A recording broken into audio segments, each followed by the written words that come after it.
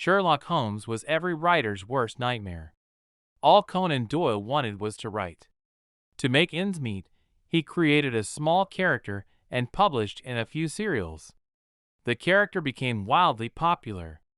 So popular, in fact, that Conan Doyle wasn't able to write anything else.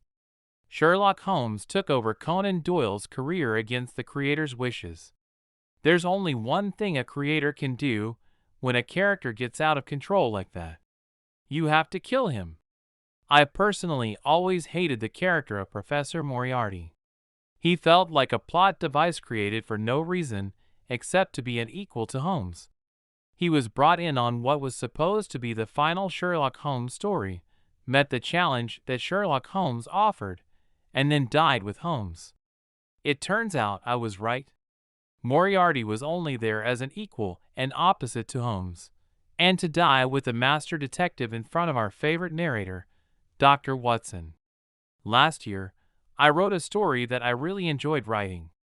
The Last Sin of Ebenezer Scrooge captivated me so completely that after proofreading the day's labor, I would turn the page in the hopes of finding out what the story had next, only to discover that I hadn't written it yet. I would go to bed chattering about the things in the story, and more than once my wife asked in all sincerity, "You do realize that you are the one writing this, right?" Even on the third and fourth edits, when I would add to the story, my daughter would say, "I didn't remember that last time, but I like it better now, and I didn't think it was possible." Even though it is a Christmas story, it was mostly finished by April.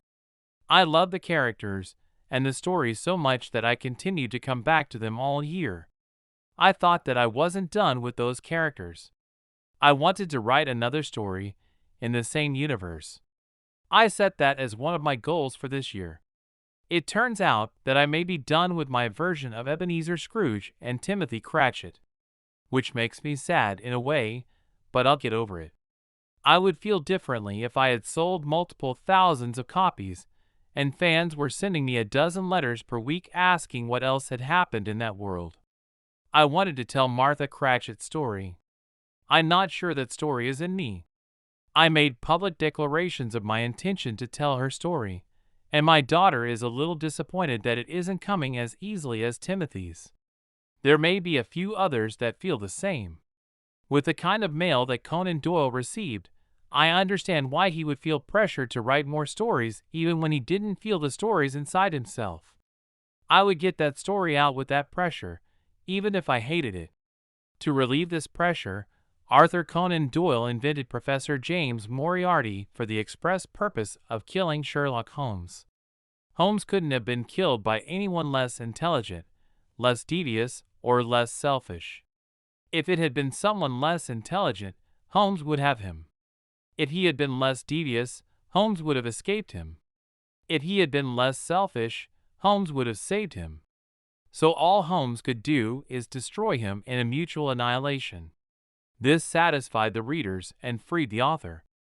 I actually liked this movie more than the books it's based on. It pulls together threads from several books and winds them into the story of Moriarty. It makes the fight between Holmes and Moriarty much more epic. All of my complaints about the previous movie apply, but they're less of a problem in this one. The final problem, which was the story of Holmes and Moriarty destroying each other, is that there are a lot of questions left to the interpretation of our narrator, Dr. John Watson. That's why when Sherlock Holmes was later revealed to have survived the incident, everyone believed it was possible. Watson was always our eyes and ears, but it was also always clear that Watson was not nearly as adept in Holmes's methods as he thought he was.